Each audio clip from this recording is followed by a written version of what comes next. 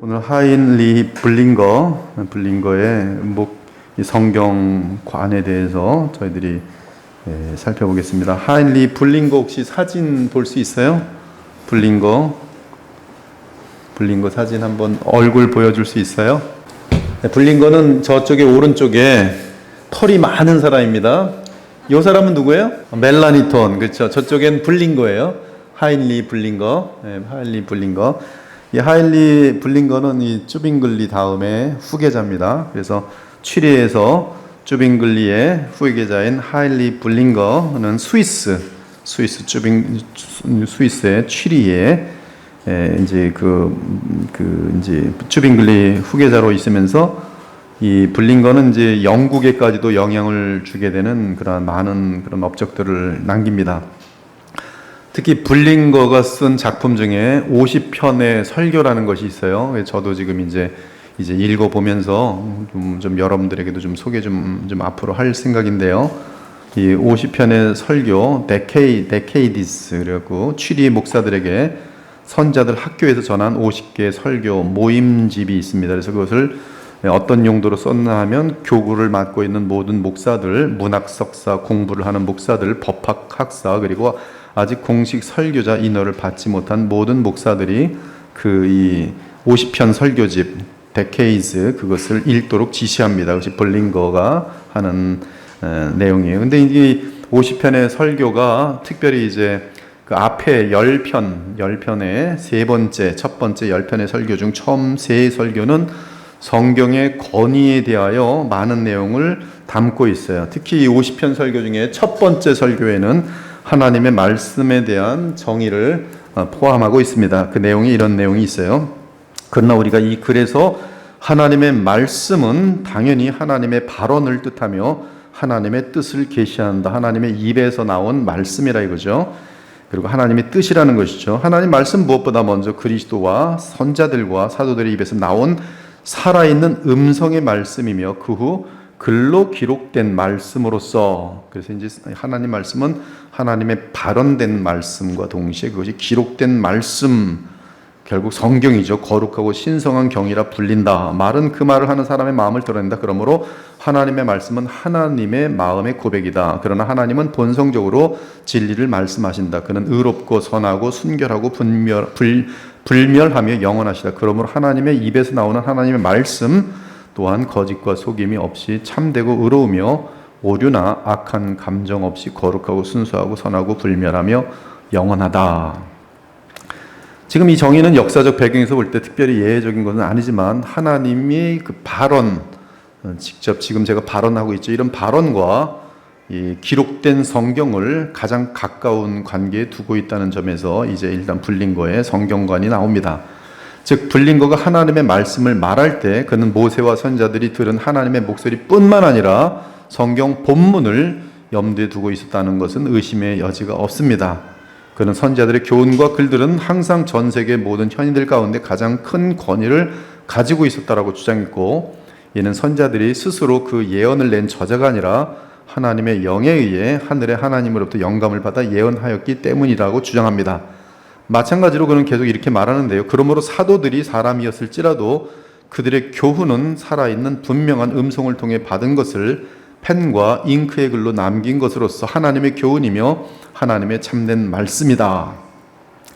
이 루터 멜라니톤 쭈빙글리의 글에 뚜렷하게 나타나는 성경의 진실성 그리고 신뢰성은 이 블링거의 설교에서 이 50편 설교집에 계속 반복됩니다. 특별히 앞에 3편에서 이처럼 우리는 성경이 삶의 지침을 제시하고 그렇게 살도록 힘을 주는 면에서 성경의 진실성 그리고 성경을 신뢰할 만한 신뢰성을 보게 됩니다. 계속 그는 그 설교에서 말합니다. 50편 설교집에서 그러므로 모든 일에 있어서 성경에 의해 우리에게 전달된 하나님의 말씀을 믿자.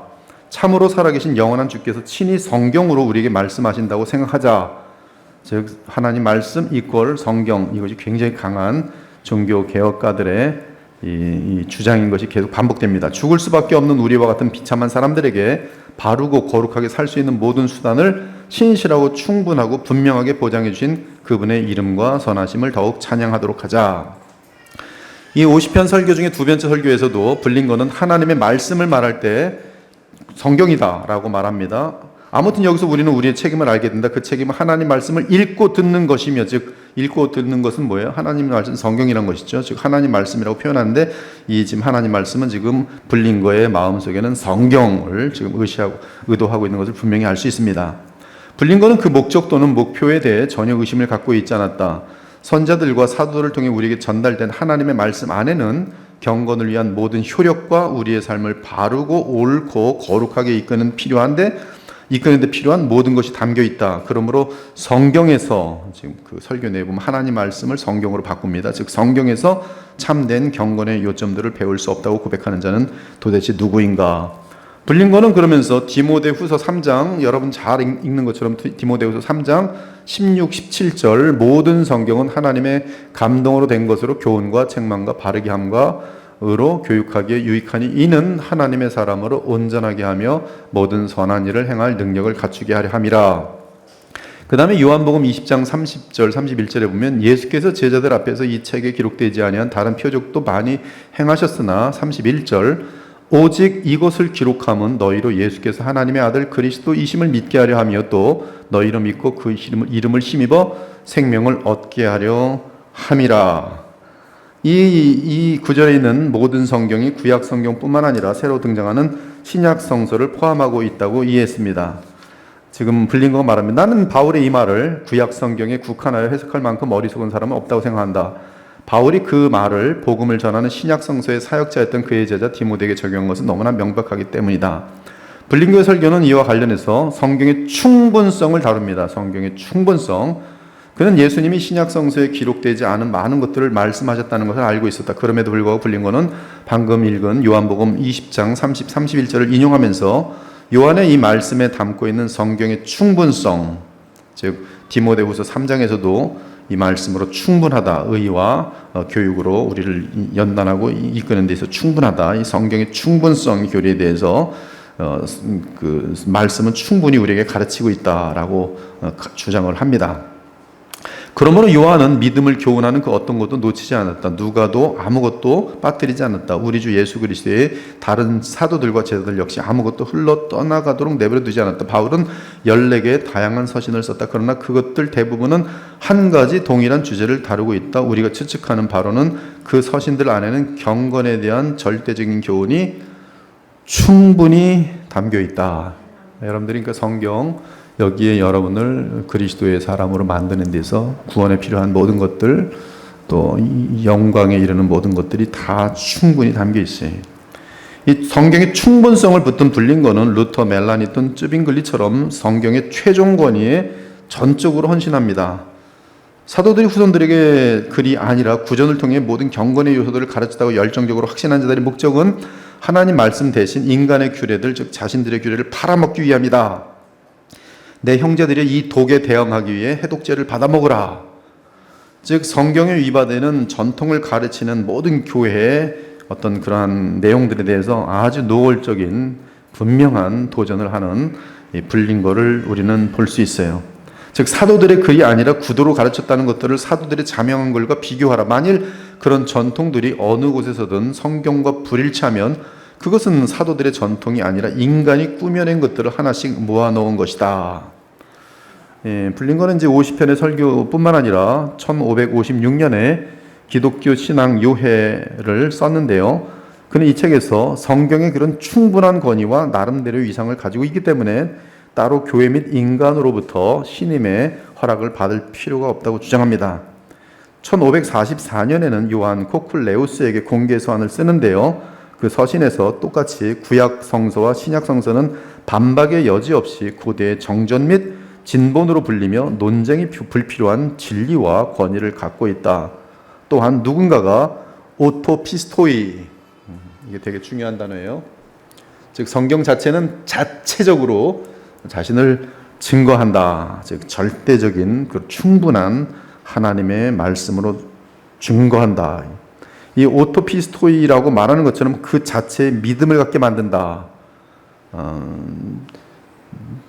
어떤 사람에 대해서 믿을 만하면 그 사람 자체로 그냥 믿어지는 것이잖아요. 다른 뭐 추천을 받을 필요가 없어요. 성경 자체가, 우리 성경을 대해보면 성경 자체는 다른 것이 이것은 믿을 만하다고 말해야 줄 만한 도움 같은 게 필요 없이 성경은 자체적으로 믿을 만한 내용인 것을 충분히 입증한다는 것이죠. 그래서 이 자체 인증, 이 말을 이제 사용하게 된 첫 번째 이제 경우가 되겠어요. 그래서 불린 거, 성경의 자체 인증, 오토피스토이 되게 중요해요. 성경은 그 자체적으로 자신이 하나님의 말씀인 사실을 드러낸다. 누구에게 확인받을 필요가 없어요. 자체적으로 그 권능과 효력을 나타낸다. 물론 성경에 대한 불린거의 글과 루터의 글 사이에 차이가 있습니다. 루터는 구원의 복음, 이 칭의에 많은 관심을 가졌던 반면에 불린거는 우리가 어떻게 살아야 하는가에 대해서도 상당히 많은 강조를 해요. 그러면서 진정한 경건의 결실을 맺는 것은 성경 읽기다. 그러므로 하나님 말씀이 우리의 귓가에 울려 퍼지고 동시에 하나님의 영이 우리 마음에 그의 능력을 나타내실 때 우리가 믿음으로 하나님 말씀을 진정으로 받는다면 하나님의 말씀은 우리 안에 강력한 힘과 놀라운 효력을 나타낸다. 이는 말씀은 오류의 안개와 어둠을 몰아내고 우리의 눈을 뜨게 하며 우리의 마음을 변화시켜 깨닫게 하고 우리에게 진리와 경건을 가장 충만하고 완벽하게 가르치기 때문이다. 이 불린거의 50편 설교집에서 이제 세 번째 설교를 보면 50 설교 중에서 세 번째 걸 보면은 성경의 사용법에 대해서도 이제 알려주고 있어요. 거기 보면 어떻게 해야 바른 해석을 할 수 있는가 성경에 대해서. 첫째, 장르를 참조할 것. 여러분 성경 읽을 때 장르, 이게 지금 비유인지 아니면 묵시인지 아니면 진술인지 시인지 그걸 구별을 하고서 해야 돼요. 시 같은 경우 보면은 죄는 어둡다. 이렇게 할 때 죄가 어두운 무슨 그걸 물리적으로 보면은 바보 같은 얘기가 되는 것이죠. 시는 시로 볼 수 있어야 되고, 그 장르를 참조해야 돼요. 그리고 믿음의 조항, 무엇을 믿어야 되는가. 그다음 하나님과 이웃을 향한 사랑의 성취의 틀 안에서 해석할 것, 문맥의 주화일 것. 여러분 지금 지금 신학생이 여기 와서 앉아 계신데 히브리어 열심히 공부했고 지금 아마 히브리어 관련된 구약을 공부하고 있을 텐데 히브리어에서 가장 중요한 게 뭐냐 하면은 문맥이에요. 문맥. 그래서 거의 문맥으로 다 이제 성경을 해석합니다. 성경에서 문맥. 이단들의 가장 큰 특징은 뭐냐면 문맥을 무시하는 것이. 아무 데서나 네 처음은 미약하였으나 네 나중은 창대하리라. 이거 갖다 붙여놓은 사람 되게 많아요. 엘리바스 빌닷 소발, 이 빌닷의 글일 텐데 보면은 그는 이제 사탄의 사주를 받아서 욥에게 하나님을 저주하도록 만드는 문맥 속에서 얘기인데 글이 좋으니까 갖다 붙이는 거예요. 심지어 어떤 사람은 사울 왕이 다윗을 죽이려고 불러내는 아주 감미로운 달콤한 말을 또 그대로 인용해서 붙여 놓은 것도 되게 많아요. 악한 의도로 지금 속이고 있는 그런 내용들. 여호와께서 너와 함께 하실지어다 이런 말들. 근데 참 문맥을 무시할 때는 엉뚱한 사람이 되는 거예요. 그래서 문맥을 주의할 것. 그 성경의 저자이신 하나님의 일관성 안에서 구절들을 서로 비교할 것. 그리고 불린거는 말합니다. 성경은 무엇보다 기도를 많이 하고 볼 것. 굉장히 확실하죠. 이 설교에서 특히 중요한 것은 성경의 명확성을 분명히 하면서 경건한 해석을 정당한 사실이다. 불린거는 성경은 배우지 못하고 능숙하지 못한 자들과 연단되지 않은 사악하고 부패한 의지를 가진 자에게 어렵거나 모호하지만 이거는 진리 중에 진리예요. 제가 볼 때. 마음이 악하고 마음이 가증하고 간교한 사람들은 성경을 이해 못합니다. 아무리 읽어도. 그리고 이 성경을 통해서 자기 지식자라고 하려고 하는 사람들을 보면 성경을 깨닫질 못해요. 그러나 어린아이처럼 내가 정말 주님을 사랑하길 원하고 주님 그분을 더욱 알길 원할 때는 성경은 어렵지가 않다. 참 엄청난 말입니다.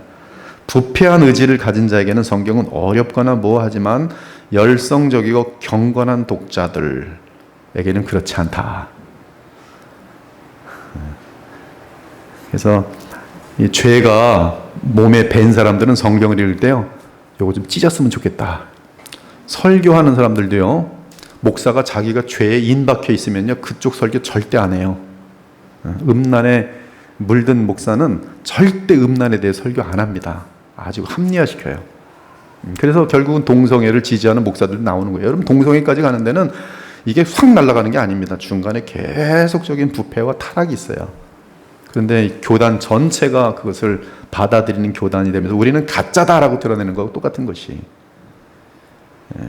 그러나 거룩하길 원하고 정말 예수님을 따르길 원한다면 성경 그대로 전하게 되고 내가 그렇지 못한 거에 대해서 회개하게 되고 서로 함께 기도해주고 그런 모습이 나타나는 것이. 그러나 성경은 자명하고 하나님 말씀 분명하지만 그럼에도 불구하고 성경은 경건하고 거룩한 해설을 거절하지 않는다. 참된 해설이죠. 설명이죠. 거룩한 해설은 하나님 말씀을 조리 있게 제시하고 경건한 청중에게 많은 열매를 가져다 준다. 이 설교도 거룩한 해설인데 이 설교를 통해서 하나님께서는 성령의 역사로 인쳐 주시면서 많은 결실을 갖다 주는 거예요. 결실이 뭡니까? 변화죠, 변화. 이 블링거의 주요 관심은 즈빙글리와 독일 개혁가들의 관심과 매우 유사했습니다. 그는 성경에 대한 그들의 설명을 강화하면서 성경의 충분성을 과감히 주장했고 경건을 창출하는 성경의 효력을 목회적인 차원에서 강조하였고 오토피스토스라는 용어를 소개한 점 등에서 그들이 밟았던 궤도를 더욱 뚜렷하게 따라갔어요. 이제는 성경, 존 칼빈의 성경관을 다루겠어요. 이제 우리에게 가장 중요한 믿음의 영웅 존 칼빈의 성경관. 야, 이건 이제 확 들으셔야 돼요. 마음속 활짝 열고.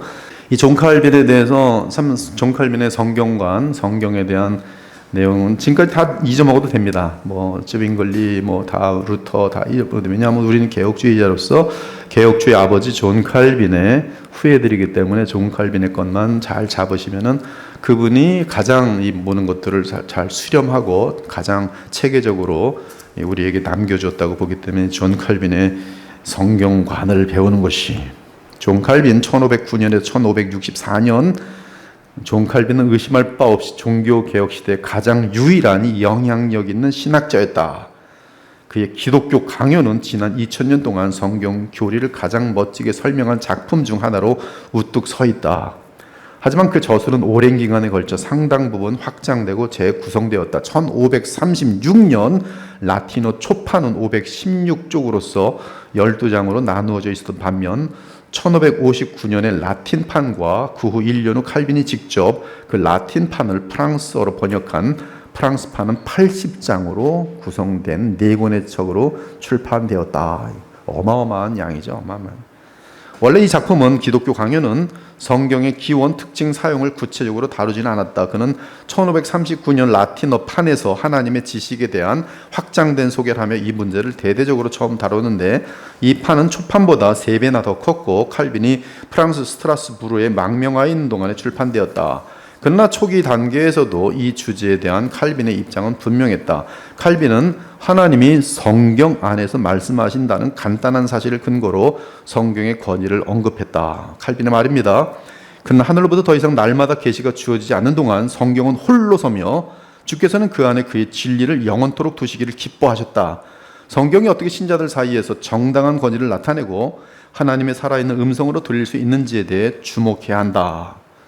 칼빈은 성경의 권위와 그것과 관련된 진리 인식은 교회나 인간의 이성이 부여하는 것이 아니라고 주장합니다. 그 권위는 성경 그 자체에 고유한 것이, 한편 그 권위는 신자의 마음에 성령의 증거로 인한 결과입니다. 칼빈은 그러면서 이 성경 자체의 권위, 성경 자체 인증을 분명히 증거하면서도 동시에 성령의 역사에 대해서 같이 이것을 풋투게더 했다는 데서 칼빈의 위대함이 거기서 나타나요. 즉 그 권위는, 성경의 권위는 신자의 마음에 성령의 증거로 인한 결과인데 이는 어느 정도는 루터가 말한 성경의 내적인 명료성을 반영하지만 기독교인들에게 성경의 권위를 확신시키는 성령의 역사에 호소한 점이 성경의 권위에 관한 칼빈의 이후 논의에서 주요 특징이 될 것이다. 1539년 버전에서 다음같이 말합니다. 만일 양심이 끊임없는 의심으로 흔들리는 것을 최고의 방법으로 막고 싶다면, 지금 믿음이 헷갈리고 성경에도 의심하고, 우리는 인간의 이성 지식 또는 추측보다 더 높은 것에서부터 성경의 권위를 가져와야 한다. 그것은 성령의 내면의 증거다. 이는 비록 성경이 그 자체의 위엄에 의해 스스로 경외심을 얻어내지만 여전히 그것은 성령에 의해 우리 마음에 봉인될 때만 진실로 우리에게는 진지하게 감동시키기 때문이다. 이렇게 될 때는 절대로 성경에 의심을 가질 수가 없어요. 성령에 의하여 내적인 확신을 갖게 될 땐 그 사람은 그다음부터는 성경에 대해서 의심을 가질 수 없어. 죽는 그날까지. 얼마나 엄청난 거. 하나님이 성령께서 친히 증거해 주시는 거예요.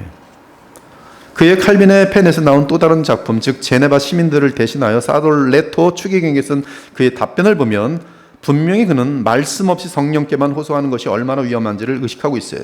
여기서부터 칼빈의 위대함이 나옵니다. 즉 개혁주의의 핵심 중에 하나가 확실하게 지금 나오는데요. 이거는 칼빈이 우리에게 남겨준 엄청난 위대한 건데, 지금은 개혁주의라고 말하는 엄청나게 많은 사람들과 교회가 칼빈의 노선에서 벗어나 있어요. 그 내용은 뭐냐 하면, 말씀 없이 성령께만 호소하는 것은 어마어마하게 위험하다. 다르게 말하면 성령은 말씀 없이 역사하지 않는다. 그것이 그냥 끝이에요. 그는 종교개혁의 급진적인 가장자리에 있던 이런 접근의 결말을 보았습니다. 즉 말씀이 없는 성령의 역사를 주장하는 제세례파 이러한 사람들의 이 나중에 보면 인간의 그 사악함들과 간계함과 폭동과 미움과 이런 모든 것들을 합리화시키는 가짜 이 모습으로 달려가는 것을 보게 되면서 성경이 없는 성령의 역사에 대해서 선을 그어버립니다. 칼빈은 이 중대한 시점에서 제세례파와 교황, 이들은 엄청나게 극과 극이지만 정치적으로, 그런데 성령과 말씀에 관한 견해에 있어서는 동일하게 같아요. 제세례파하고 교황이. 그 두 축이 우리를 공격할 때 사용하는 주된 무기는 동일하다. 둘 다 성령을 자랑한다. 로마 교회는 그들의 가르침을 성령이 지휘한다고 주장하고, 하나님 말씀에 합당한 주의를 기울이지 않는 제세례파는 개별적으로 각 그리스도인의 지식과 의지와 말을 성령께서 직접 인도하신다고 자랑한다. 그러나 양측 집단의 그러한 가르침을 시험하는 시금석은 오직 말씀이다. 여러분, 이 교회는 굉장히 안전하죠 지금. 그렇죠? 십자가의 객관적인 역사 없이 성령의 역사는 의미가 없어요. 있을 수가 없어요. 객관적인 하나님의 말씀 없이 성령의 역사라는 것은 우리에게는 의미가 없어요. 위험한 겁니다. 이 시점에서부터 성령과 말씀에 분리될 수 없는 결속, 그것이 칼빈의 가장 독특한 가르침, 보장된 가르침이. 아멘입니까? 여기서 여러분들이 절대적인 진리를 놓치지 않는 내 평생 호흡 마치는 그날까지 성령의, 뭐라 그랬어? 아까 성령의 그 어떤 권위를 확신한 내면의 증거, 그 내면의 증거는 무엇과 관련된 내면의 증거냐면 성경과 관련된 내면의 증거예요. 그러면 성령과 성경은 때려와 뗄 수가 없어요. 이 원칙에서 벗어나는 순간 그는 이상한 종교주의가 돼요. 언제 어디선가 빠져나가더니 동성애를 외치고 성경에 없는 제도들을 외치고 다시 캐톨릭으로 돌아가거나, 말씀드렸잖아요. 마틴 루터가 등장된 독일 전부 다 캐톨릭으로 돌아가요. 루터파 다 캐톨릭하고 좀 하나입니다. 그 모든 것들을, 주상들을 허물고 세워졌던 교회들이 다 다시 주상으로 다 돌아갔어요. 뭘 외치고 있어요? 성령을 외치고 있어요. 말씀이 오직 솔라 스크립트라. 이 말씀은 성령을 배제하는 것이 아니, 솔라 스크립트는 객관적인 하나님의 그 역사 속에서, 또 기독교의 십자가의 보혈의 역사 속에 있는 구속을 근거로 한, 즉 그가 내가 한 일을 가지고 너에게 전하리라. 참 중요하죠? 칼빈은 성령 없이 말씀 자체를 제시하는 것이 불합리한 것처럼 말씀 없이 성령을 자랑하는 것 역시 불합리하다. 성령은 말씀의 권위를 우리 마음에 인치신다. 성령은 말씀을 높인다. 성령은 말씀을 더욱 소중히 여기도록 만든다. 그렇죠? 성령의 내면 쪽 조명, 무엇에 대한? 하나님 말씀에 대한.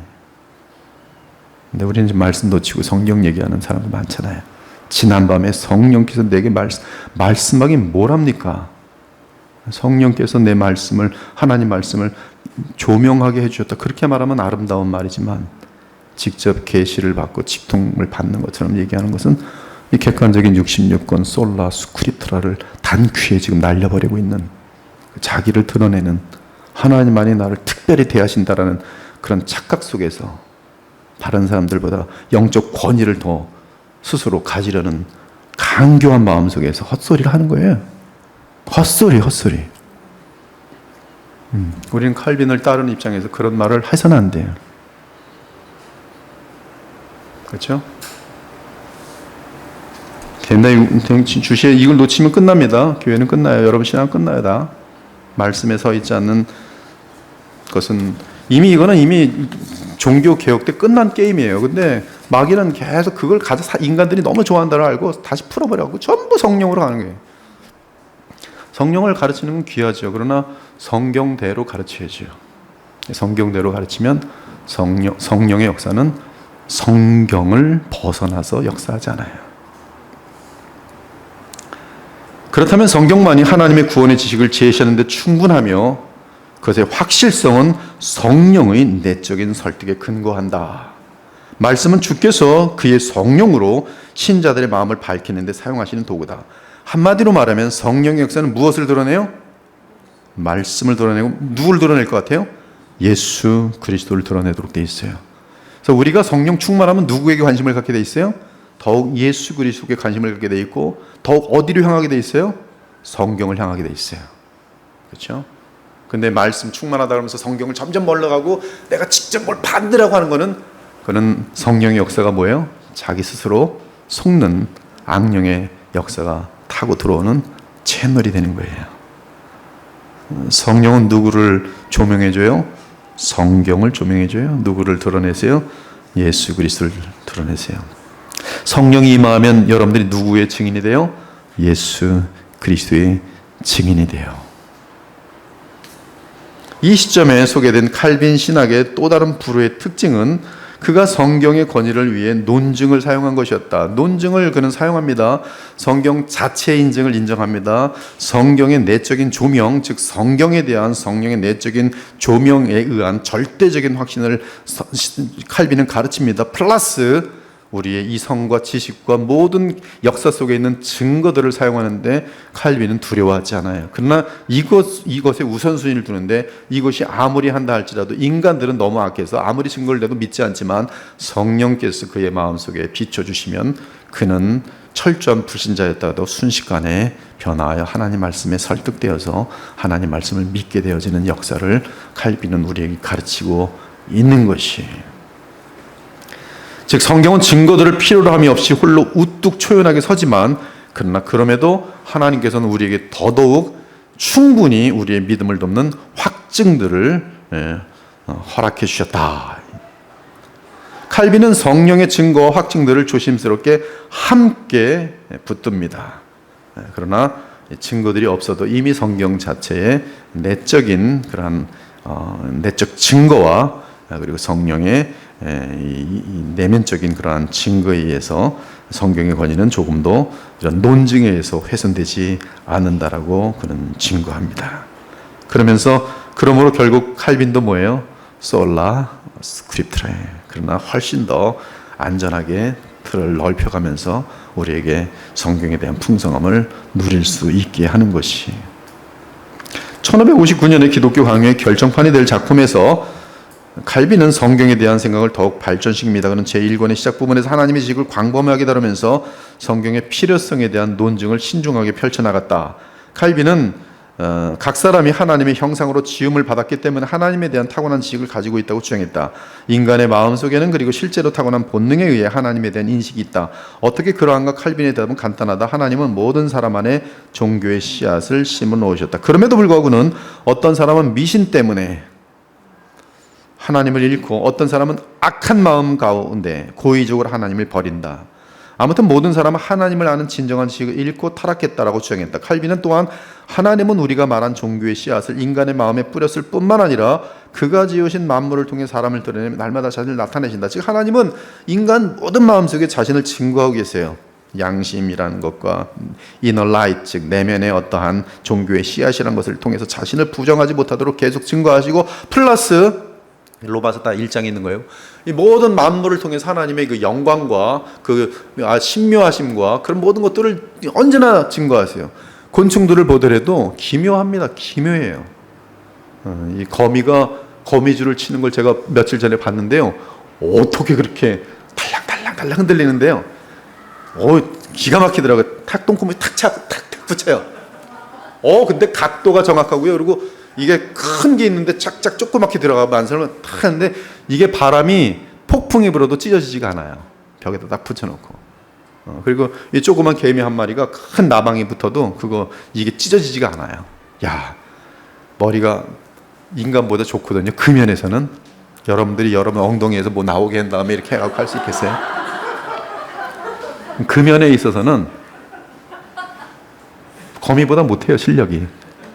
근데 거미가 스스로 내가 안 되겠다, 나를 지키기 위해서 거미줄이나 한번 치자. 거미줄 치려면 이 각도가 완전해야 되고 태풍이 불 때 이걸 다 막아야겠다. 이게 그 신적인 능력들을 거미가 무슨 수로 자기 스스로 개발시켜가지고 지나가자. 나는 더 진화해서 하나님만이 할 수 있는, 이 정말 사람들도 할 수 없는 집을 내가 스스로 짓자. 진화론의 어리석은데 극치죠. 근데 그런 걸 보면 하나님의 솜씨를 볼 수 있는 것이에요. 이 벼룩 같은 것들이 코딱지만한 게 보면 점프를 얼마나 높이 하는지, 그래서 잡으려고 뭐 어딘지 찾을 수가 없습니다. 너무 점프를 많이 해서 한 500배를 뛰는 것들도 있고 막 그래요. 개미들이 발자국 하나 움직이면서 자기가 밟았던 수만 발자국을 정확히 거꾸로 옵니다. 이거 내가 밟아도 되구나. 주주자. 집 짓고 자기네들 철저한 질서가 있고, 잠언에도 말하잖아요. 개미에게 배우라고. 그러한 조직도와 그러한 서로 협력을 배운다면 인간에게는 무서운 게 하나도 없을 것이에요. 엄청납니다. 근데 그것을 개미들이, 우리는 절대로 흩어지지 말고 브릿지를 없애도록 하자. 개미들, 그러자. 브릿지를 없애도록 하자. 너 한 걸음씩 걸은 다음에 정확히 돌아오도록 하라. 네, 그리하겠습니다. 개미들이 도대체 어떻게 그렇게 된 거지? 스스로 진화해가지고서 우리는 절대로 놓치지 않도록 한다. 앞으로 너 100걸음 설 뻔했어. 1000걸음 하자. 이번엔 1000걸음. 다 같이 1000걸음. 1000걸음은. 이렇게 생각하는 사람들이 진화론자들이에요. 여러분, 진화론이 설명할 수 없는 것은 법칙입니다. 법칙. 어느 정도 온도가 되면 물이 끓기도 하고, 이런 것도 누가 만든 거예요 도대체? 그런 것들도 진화합니까? 껌껌하면 무엇이며 화난 것은 무엇이며, 물이 어떻게 또 올라오다가 딱 물로 있고 또 얼면 또 얼음이 되고, 이런 모든 어떤 정확한 완벽한 법칙이 있잖아요. 변함없는 법칙. 무슨 법칙도 진화한다? 그런 말이 있을 수 없잖아요. 지금 칼빈은 지금 보면 이 모든 이 하나님의 영광을 찬란하게 보여주는 극장, 온 세계를 마음을 비우고 내 속에 있는 내면의 세계 속에서 볼 때 하나님을 부인할 수 없다는 거예요. 그러나 비록 주님은 친히 주신 만물을 통해 아주 명료하게 주님 자신과 그의 영원하신 왕국을 나타내시지만, 우리의 어리석음은 너무 지독해서 그처럼 명백한 증거들에 대해 점점 둔해지므로 그것들은 우리에게 아무런 유익을 주지 않고 흘러 떠나간다. 이것이 인간의 악함이에요. 인간의 멸망에 합당한 증거들이. 그들은 지옥으로 떨어졌을 때 왜 내가 지옥으로 떨어집니까? 너는 너를 창조한 피조물에 대해서 업신이 여겼고, 너에게 모든 지식과 모든 것들을 다 주었건만 끝까지 그 하나님을 대적하는 그 강박함으로 나를 도전하니 네가 어찌 나와 영원히 살 수 있겠느냐? 너는 나와 영원히 살 수 없으니 네 혼자 영원히 살 수 있는 저 마귀들과 같은 세계로 떨어져 들어가라. 그것뿐이 공정한 판단은 없는 것이, 우리 안과 밖에서 행하시는 하나님의 역사에 적절하게 반응하지 못하는 그런 엄청난 실패를 볼 때 우주의 창조주에게 우리를 바로 인도하기 위한 또 다른 더 나은 도움이 필요하다. 다음의 칼빈의 결론은 잘 알려진 결론입니다. 나이가 먹어서 눈이 흐린 사람 또는 시력이 약한 사람 앞에 당신이 가장 아름다운 책을 들이밀면 그들은 그것이 글이라고 인식은 하더라도 거의 아무것도 이해할 수 없다. 그러나 안경의 도움을 받으면 뚜렷하게 읽기 시작할 것이다. 마찬가지로 성경은 우리의 마음 안에 있는 혼란스러운 하나님에 대한 지식을 모으고 우리의 우둔함을 깨뜨리면서 우리에게 진정한 하나님을 분명히 보여준다. 그러므로 성경은 특별한 선물이다. 하나님은 성경을 통해 자연의 벙어리 선생들을 이용하실 뿐만 아니라 자신의 가장 거룩한 입술을 여셔서 교회를 가르치신다. 여러분 정말 지혜로운 사람이 되고 싶습니까? 행복한 가정을 이루길 원하십니까? 여러분의 인생을 정말 하나님 앞에서 가장 바르게 살아가고 싶습니까? 그렇다면 성경으로 돌아가면 돼요. 성경 많이 읽고 성경 기도하면서 읽는 사람 치고 제 인생 가운데 볼 때 덕이 부족한 사람을 본 적이 없어요. 그렇게 못되고 어리석한 사람이었는데도 성경을 깊게 보면 10년 후, 20년 후에 보면 그 사람은 참 아름다운 사람이 되어 있는 것을 어김없이 볼 수 있어요.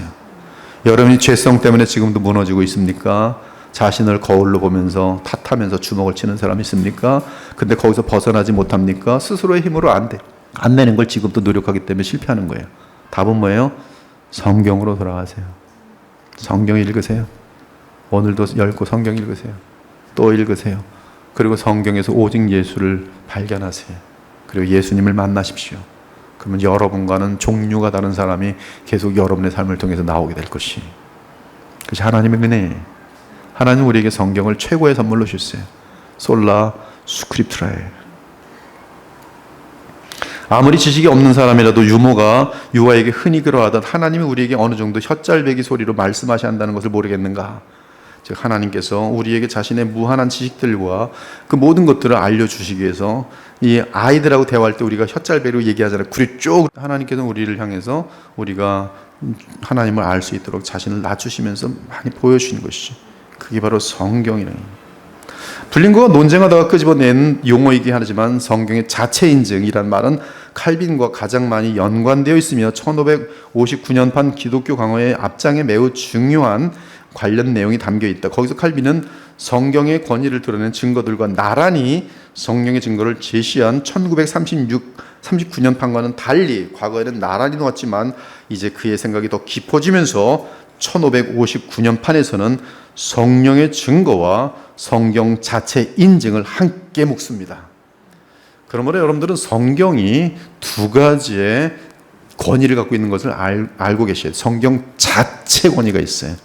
그러므로 여러분이 성령 충만하지 않아도 성경 읽으면 신비한 영감으로 된 성경이 읽는 순간에 나도 모르게 빠져들면서 방금까지는 마음이 강박하고 메말라 있었는데 처음에는 하나도 안 읽히죠. 무슨 말이야? 딱 이러고 있다가 어느 순간 읽으면서 내가 이렇게 허무하게 잘못 가고 있구나. 하나님의 은혜지만 성경 자체가 갖고 있는 자체 인증, 영감. 하나님의 영감으로 된 작품이. 거기다가 이제 제가 주님 성령으로 역사하여 주옵소서. 지금 성경을 읽으려고 합니다. 조명하여 주시고 깨닫게 하여 주시고 이 말씀을 통해서 더 주를 알길 원하고 주님께 가까이 가길 원합니다. 그리고 성령을 의지하면서 볼 때 그동안 깨닫지 못하던 것들이 새롭게 보이면서 또 도움을 주는 거예요. 근데 그 성령의 역사는요, 이게 지식이 아니고요, 여러분 삶과 맞물려 있어요. 맞물려 있습니다. 보입니다. 그래서 이건 신기합니다. 성령의 역사가 보여요. 가령 예를 들어서 오늘처럼 당해라. 그 전까지는 안 당하던 사람이란 거죠. 도전을 받으니까 오늘부터 당해볼까? 집에 갔더니 막 갑자기 마누라가 잔소리를 막 하는 거예요. 당하자. 오늘 설교 들었는데 그래 꾹 참자. 주여 도와주시옵소서. 그래서 그날 부부싸움 안 했어요. 그 다음날 딱 보니까 아내가 밥상에 달라진 거예요. 그러면 압니다. 하나님께서 역사하시는구나. 자명해요. 너무 자명해요. 근데 이거 훈련이 되면 사람들에게 전부 계속 그렇게 대하는 거예요. 막 당합니다. 사업을 하는데 너무나 억울한 일을 당합니다. 그러나 주님께서 시키는 대로 지금은 이해가 안 되지만 나는 지금 make even 해야지 공의가 이루어질 것 같았지만 예수님 말씀에 따라 복음적으로 대합니다. 지금은 손해입니다. 근데 마음속에 뭐가 있어? 지금까지 내 인생을 돌아봤을 때 하나님은 갚아주시더라. 가만히 있습니다. 근데 하나님께서 갚아주시는데 그 사람의 인품을 인정하는 가운데에서 존경받게 하면서 갚아주세요. 그러면 알죠. 그때 화를 냈더라면 다 놓쳤을 텐데 원수가 되었을 텐데 그때 꾹 참고 그냥 주님께 의탁하면서 선의 자리를 지켰더니 시간이 지나면서 저들도 다 돌아오고 마귀가 불리려고 했던 이 싸움이라는 것들은 다 잠잠해지고 그리고 이렇게 존중하는 마음으로 다 하나가 되면서 풍성한 역사로 이끌어주는구나. 그는 아는 거예요. 말씀을 묵상하면서 묵상대로 행했던 것들에 대해서 하나님께서 어떻게 리워드 해주는지를 보는 거예요. 그럼 하나님과의 보이지 않아야 하는 하나님과 추억이 생겨요. 그는 아무도 막을 수가 없어요. 내가 아는 하나님과의 역사인데 함께 성령의 증거와 성경 자체 인증 함께 묵습니다. 결국 성경의 최고 증거는 일반적으로 하나님이 직접 성경 안에서 말씀하신다는 사실을 비롯된다. 칼빈이 이 말을 도입할 때 하나님이 아니라 성경 그 자체가 성경을 증거한다는 사실을 분명히 한 것은 대단한 의미가 있어요. 그러므로 성령이 내적으로 가르친 자들은 성경을 신뢰하게 된다. 성경은 실제로 아우토피스토 외부 증거로 자체를 인증할 필요가 없는 자체 인증되지만 여전히 성령의 증거에 의해 성경에 대한 확신이 우리에게 주어져야 된다. 이는 그것이 그 자체의 위험으로 경외심을 얻더라도 성령을 통해 우리 마음에 그것이 인쳐질 때야 우리에게 심각한 영향을 미치기 때문이다. 이 두 가지에 대해서 칼빈은 다 붙잡게 됩니다. 그래서 이 자체 증거, 성령, 논증. 칼빈이 이처럼 성경론을 발전시키고 명확하게 하면서 초기 개혁가들이 사용하던 용어들과 매우 동일한 용어를 사용했는데 특히 나중에 기독교 강요에서 성경의 권위가 어떻게 교회의 권위와 적절히 연관되는지에 대해 언급할 때 그러했다. 분명한 것은 칼빈이 기독교 강요 내에서 이 부분을 다시 쓰게 된 것은 13년 전에 출판된 성경에 대한 트렌트 공의의 가톨릭의 트렌트 공의의 선언이 그의 마음속에 있었기 때문인데 그것을 분명히 하기 위해서 그는 결국 1547년에 트렌트 공의의 해독제, 마귀의 역사에 대한 해독제를 씁니다. 그는 로마 교회와 종교개혁 교회 두 입장을 간결하게 요약했어요. 자, 이것이 차이다. 우리의 원수들은 하나님의 말씀 밖에서 교회의 권위를 찾는다. 그러나 우리는 교회의 권위는 말씀에 종속하며 말씀과 분리되는 것을 허용하지 않는다. 이것이 이제 개혁 리폼드는 엄청나게 자랑스러운 일입니다. 그 리폼드를 통해서 우리는 그리스도를 놓치지 않을 때, 솔라 스크립트와 함께 그리스도를 놓치지 않을 때 그 리폼드는 살아 역사하도록 돼 있어요.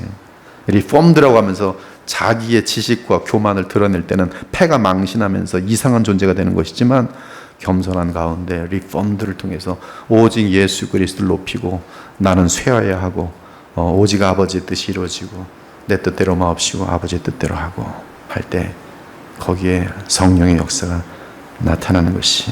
그러나 내가 말했듯이 이것은 사도들과 그 후계자들의 차이다. 즉 사도들은 하나님의 말씀 그 자체를 우리에게 전달해 준 어마어마한 절대적인 권위지만 그 후계자들은, 사도들 이후의 후계자들은 그들에게는 에러가 얼마든지 들어올 수가 있는 것이죠. 전자는 성령이 확실하고 진정한 서기관이었고 따라서 그들의 글은 하나님의 신탁으로 간주되어야 한다. 그러나 다른 사람들의 개인적인 임무는 성경 안에서 제공되고 봉인된 것을 가르치는 것이다. 여기다가 초를 치는 존재들이, 직통계시를 받는 존재들이, 이 사람들은 지금 하나님의 말씀 권위에, 내가 지금 동일한 권위에 메시지를 받고 있다고 외치는 거예요. 그들은 이단들입니다. 근데 인간들은 거기에 구름대처럼 보입니다. 이 성경 안에 제공되고 봉인된 것을 가르치는 것이지 성경의 또 다른 그런 계시들을 받아서 전하는 자들은 쟤는 그냥 사기꾼 중에 최고 사기꾼이라고 보면 돼요. 최고의 고도의 사기꾼이에요. 고도의 사기꾼. 하나님의 영생의 말씀으로 사기치는 자들. 존 칼빈보다 내가 더 뛰어나다고 스스로 쉽게 말하는 사람들. 그럼 우리는 신실한 목사들이 이제 성경에 대한 어떤 새로운 교리를 만들어서는 안 되며, 성경에 대해서 이미 끝났어요. 솔라 스크립트라. 정경. 닫혔어요. 더 이상 하나님께서는 우리에게 계시를 주지 않으세요. 오직 성령을 통해서 주의 계시를 우리에게 설명해 주실 분이. 성령이 충만하면 하나님 말씀이 복음 안에서 많이 깨달아지는 거예요. 내가 이렇게 말할 때 나는 개인에게 뿐만 아니라 교회 전체에 허락된 것이 무엇인지를 보여주려는 것이다. 칼빈의 비범한 성경관이, 여러분들이 이것을 지금이라도 접하는 것이 얼마나 다행입니까? 이 간단한 내용만 배우고 우리가 칼빈의 권위를 더 이상 높이지 않잖아요. 성경 그 정확한 성경의 정경성과 그 권위성과 절대 권위와 충분성과 그 자체 인증과 성령의 내적 그 어떤 증명하심과 그리고 모든 하나님이 우리 마음에나 만물에게나 이 성경의 모든 계시들을 증거하는 증거들을 주셨다는 그 얘기만 받으면 끝나는 거 아니겠어요? 그리고 칼빈이란 그 존재는 그 역할하고 우리에게 살아도 되는 것이. 근데 이것만 정확히 알면 아까 말한 것처럼 성령은 성경과 분리하여 역사하지 않는다. 이거 하나만 알아도 이 시대의 허다한 이단들, 허다한 엉터리 교회들과 엉터리 목사들로부터 자신을 보호할 수 있어요. 그렇죠? 너무나 간단한. 그러나 이것 하나 몰라서 그냥 뭐 성령이 어쩌고 하면, 그리고 찬양 멋있게 하면은 저기도 뭐 다 주님을 외치니까 좋은 교회겠지. 그래서 사람들끼리는 친하게 지낼 수 있습니다. 이단들 얼마든지 친할 수 있습니다. 뭐 절에 간다고 사람들이 쌈만 하는 줄 아십니까? 절 같이 가면 얼마나 같이 밥해 먹으면서 그 야채 먹으면서 좋아하는지 몰라요. 아주 굉장히 좋습니다. 그 사람들에게 사랑 없다고 생각하면 큰일 나요. 네.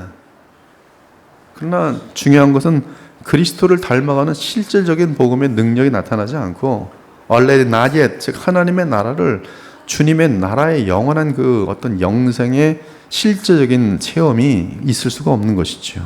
하나님과의 교통이 실적으로 있지 않는 것이. 그러나 우리는 지금 그 그리스도 안에서, 성령 안에서 하나님의 나라 누리잖아요. 하나님의 나라는 성령 안에서 의와 평강과 희락인 것이. 네, 이것이 지금 칼빈이 말한 성경의 주 저자는 하나님이시며 하나님은 이 모든 것들 가운데 성경의 최종 권위를 조금도 흔들리지 않고 확실하게 하시면서도 동시에 우리를 위해서 계속적으로 많은 증거들, 많은 역사들을 허락하셨다. 그래서 우리는 칼빈의 그 말씀을 받고 더욱더 성경으로 돌아가서 성경. 그러니까 여러분들은 이 칼빈의 이제 가르침을 다 받고 나면 오늘도 성경 읽기 싫고 막 이러고 되나 그러나 쉬는 거예요. 근데 이게 순종이라 요게 싫은데도 쉬는 거예요. 여러분 이 신앙생활에 하고 싶은 것만 하면 영적으로 성장 못합니다. 그럼 하기 싫어도 오늘 내가 읽어야 할 분량 하루에 4장 읽자 그랬지. 그래. 피곤해도 읽자.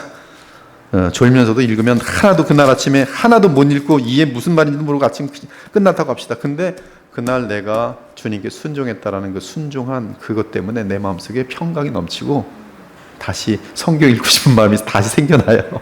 신기해요. 순종하는 것과 더불어서. 그러면 여러분 성경 많이 읽으셔야 돼요. 제가 볼 때 한 20독 정도 넘어가야지 성경이 그때부터 일관성이 보여요. 그러나 그 전까지는 여전히 안개 속에 있을 가능성이 대단히 높아요. 그리고 물론 성경을 많이 읽고 잘 이해한 분들의 이제 강의를 잘 들으면은 많은 도움을 얻을 수가 있죠. 그러나 자칫 잘못된 사람들에게 또 배우면 이게 잘못 배우고 나면 그 잘못 배운 것도 뜯어고치는 게 쉽지가 않아요. 그래서 여러분들 성경 배울 때 잘 배우실 수 있는 그런 밑거름을 잘 갖추시고 앞으로도 그리스도 중심으로 성경을 잘 배워나가시는 그런 우리 그리스도의 지체들이 되기를 간절히 바라겠습니다. 다음번에 마지막 강의하고 한 달 방학하고 그리고 9월 달에 만나 뵙도록 하겠습니다. 기도하겠습니다. 하나님 감사합니다. 오늘 블링고와 존 칼빈의 성경관을 다루게 하신 것을 감사합니다. 하나님 우리 마음속에 성령께서 우리에게 확실하게 증거하길 원하시는 것은 성경이며 그 성경 안에 담겨있는 예수 그리스도인 사실을 오늘 또 칼빈을 통해서 확인받게 하심을 감사합니다.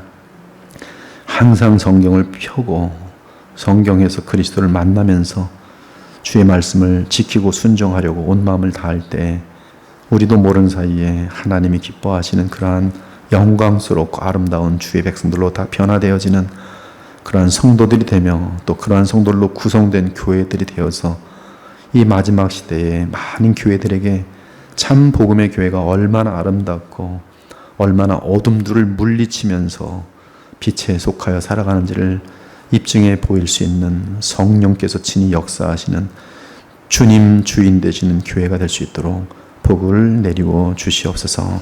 오늘도 귀한 시간 감사드리며 살아계신 우리 주 예수 그리스도의 이름으로 기도합니다. 아멘.